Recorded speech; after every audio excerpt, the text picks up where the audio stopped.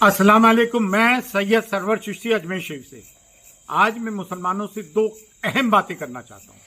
पहली बात ये कि ये बड़ा एक इकोसिस्टम डेवलप हो गया, एक नैरेटिव जा रहा है, और जो हकीकत भी है कि लोकसभा 2024 में के इलेक्शन के बाद मुसलमानों पे जुल्म सितम बढ़ गए। उसके दो रीजन थे। पहली रीजन ये कि बीजेपी अपने हिंदू वोट बैंक को इंटैक्ट रखना चाहती है। उनकी जो ख्वाहिश है उसको वो पूरा करना चाहती है कि पेट्रोल चाहे 500 रुपये लीटर हो जाए, लेकिन मियाँ भाइयों को ठीक करना। बीजेपी रूल स्टेट्स के चीफ मिनिस्टर्स के भी जो बयानात आ रहे हैं आपके सामने हैं, मुल्क के प्राइम मिनिस्टर के बयानात आपके सामने हैं। राजधर्म कोई नहीं निभा रहा है, एक तो ये। दूसरा रीजन ये, बीजेपी ये समझती है कि मुस्लिम्स ने जो हमें वोट नहीं दिए, सेकुलर पार्टीज को दिए, उसकी वजह से हम एब्सोल्यूट मेजॉरिटी हासिल नहीं कर सके। ये अर्थ सत्य है। आधा सही है, आधा गलत है। आधा सही यूं है कि वाकई में ही मुसलमानों ने एक मुश्त होकर नॉन बीजेपी पॉलिटिकल पार्टीज के रिप्रेजेंटेटिव्स को वोट दिए। आधी बात यूं गलत है कि सिर्फ मुस्लिम वोट से बीजेपी नहीं आ रही है, कि मुस्लिमों ने वोट नहीं दिए, कि जो देश की परंपरा में, सेकुलरिज्म में, यहाँ की गंगा जमनी तहजीब में, यहाँ की डाइवर्सिटी में यकीन रखते हैं, और उनको ये महसूस हुआ कि देश में बेरोजगारी हुई है, महंगाई बढ़ी है, उन्होंने भी वोट नहीं दिया। तो ये दो रीजंस है जिसकी वजह से ये चीजें हो रही हैं।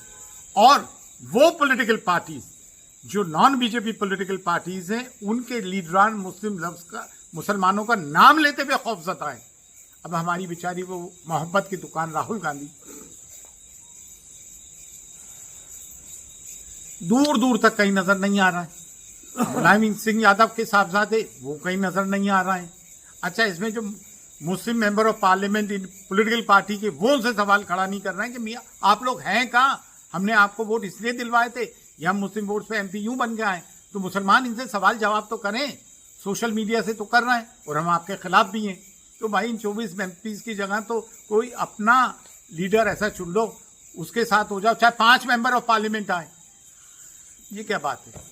दूसरी बात यह है, एक बात और उठ रही है कि मुस्लिम पर्सन लॉ बोर्ड हो, ये हो, वो हो। तमाम आवाज़ मुस्लिम्स के लिए देवबंदी हजरात उठा रहे हैं, चाहे वो जमीयत उलमा हिंद हो, मौलाना सज्जाद नोमानी हो, और दीगर हजरात हों।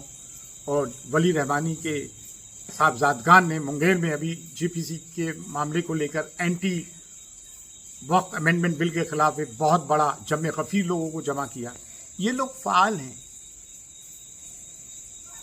प्रोएक्टिव हैं, सोशल एक्टिविस्ट है, आवाज़ उठाते हैं। अब बरेलवी और हजरात और दरगाही हजरात, हम लोग जो तकरीबन हम अकीदा हैं, कुछ फरोई मामलात को छोड़कर, अब इनकी आवाज़ें उठती नहीं। बेचारे तौकीर रजा खान साहब उठाते हैं तो उनके घर वाले साथ नहीं देते हैं। देवबंद चले तो उन पर फतवा हो गया, देवबंद गए तो वो बेचारे क्या कहते हैं, अजहरी साहब, सलमान अजहरी साहब बंदे, उनके लिए आवाज़ नहीं उठाते हैं। इन्हें इन 4 चीज़ों तो फुर्सत मिले ना फतवे लगाने से, किसी को काफिर, किसी को सुले कुल्ली, किसी को रावजी, किसी को गुमराह कहने से फुर्सत नहीं, आपस में फतवे लगाने से।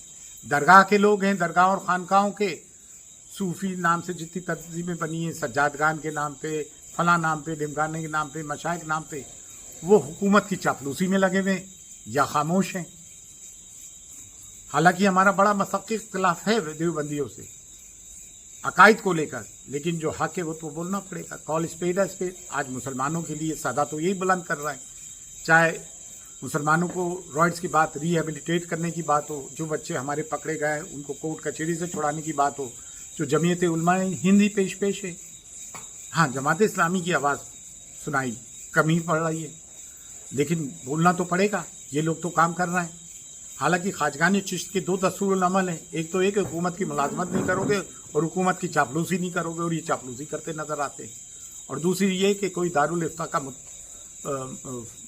मुफ्ती जो है चिश्ती नहीं होगा।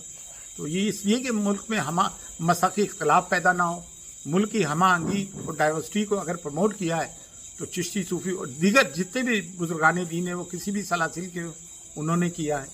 लेकिन आज दूसरी चीज़ें देखने को मिलती है। बेशक मुसलमानों के लिए हिंदुस्तान से अच्छा मुल्क नहीं, लेकिन ये रवायत बुजुर्गान दीन ने कायम की थी, सूफिया ने कायम की थी, किसी की चापलूसी के लिए नहीं, इस्लाम की एक सच्ची तस्वीर पेश की थी कि हम दूसरे मज़ाहिब के साथ भी हम आहंगी से रहना चाहते हैं, लेकिन उनके अबाब और अजदाद ने, उनके असलाफ ने जो रवायतें कायम की थी, उनके बरक्स ये लोग आज गवर्नमेंट की चापलूसी में लगे में बातिल के साथ हैं। बड़े अफसोस की बात है, ये गौर व फिक्र की बात है।